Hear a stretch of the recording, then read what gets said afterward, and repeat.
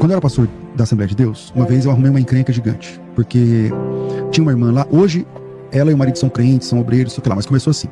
Ela queria se batizar, e o marido, e ela não era casada com o marido. Eles eram do mundo, ela se converteu, ele não, e ele não queria casar. Ele falou, não, a gente vive bem, não quero casar. Só que na regra dessa denominação que eu pertencia, só podia batizar a pessoa se ela fosse casada no papel. Se ela não fosse casada no papel, ela não podia ser batizada.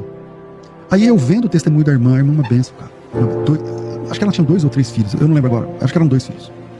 Eu não lembro, acho que eram 2. E aí, o testemunho da irmã, a irmã limpava a igreja, toda ceia ela ficava chorando. Ela ficava chorando porque ela não podia batizar. Não podia se batizar, não podia se batizar. Um dia eu me tornei pastor setorial e falei assim, dá aqui a ficha, você vai se batizar. Aí fui lá batizar a irmã. Aí chegou lá na sede, me chamaram lá e falou assim, você batizou uma irmã que é amaziada? Eu falei, batizei.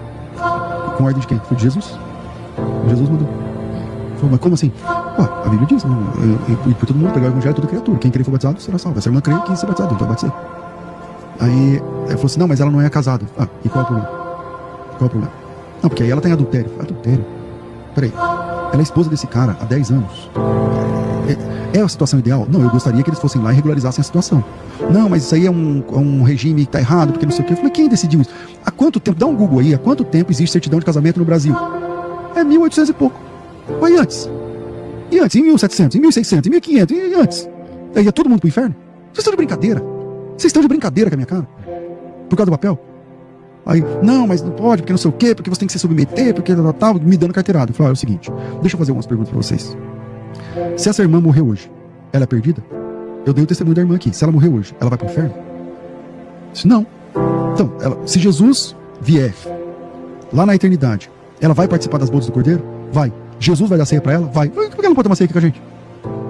Se Jesus, que é Deus, vai dar a ceia pra ela, ela vai participar das bodas. Por que aqui a igreja não pode ministrar a ceia pra irmã? Treta. Coloquei até meu óculos novo aqui, pra poder falar dessa treta maluca aqui. Rapaz, este pastor tem toda a razão. Tá coberto de razão. Tá assim, tá nadando, debraçada na razão. Por quê? Vamos lá devagarzinho. O que é o casamento, biblicamente falando? O casamento é um ato civil? Não. É um ato religioso? Não. O casamento é um ato familiar.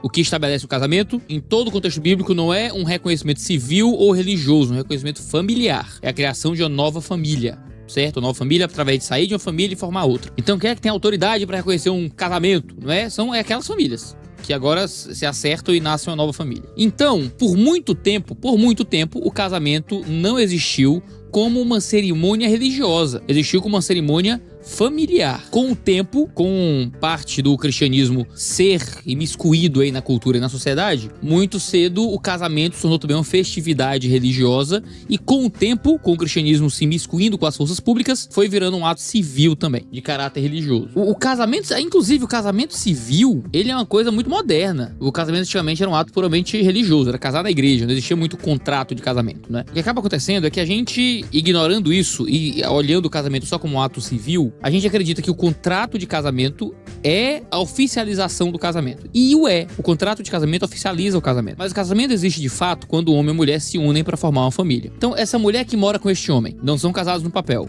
mas vivem como marido e mulher, e possuem 3 filhos, vê só, se você não acredita que isso é um casamento, que isso é um adultério, então essa mulher pode sair de casa, e isso não é configurado no adultério, se essa mulher largar os 3 filhos e o marido com quem ela vive, sei lá, 20 anos, e foi embora pra virar solteira, ou foi embora pra ter outro casamento, isso não é um divórcio nem um adultério? Porque nós reconhecemos aquilo como uma família. A questão é que aquela família não foi oficializada civilmente. O que é que nós como igreja recomendamos? Que se você vive em um contexto como esse, você precisa oficializar civilmente a sua família. Então você tem um casal que vem pra igreja e este casal não quer casar no civil, eu não batizo. Por quê? Porque nada os impede de casar no civil. Nada os impede de oficializar civilmente. Agora, se eu tenho uma pessoa do casal que vem pra igreja e esta uma pessoa deseja casar no civil, mas a contraparte descrente não quer, eu batizo essa pessoa. Porque o que a impede de ser batizada no civil não é outra coisa senão o marido descrente que não quer se batizar, ou a esposa descrente que não quer participar daquilo. Então eu não acho que é culpa da pessoa.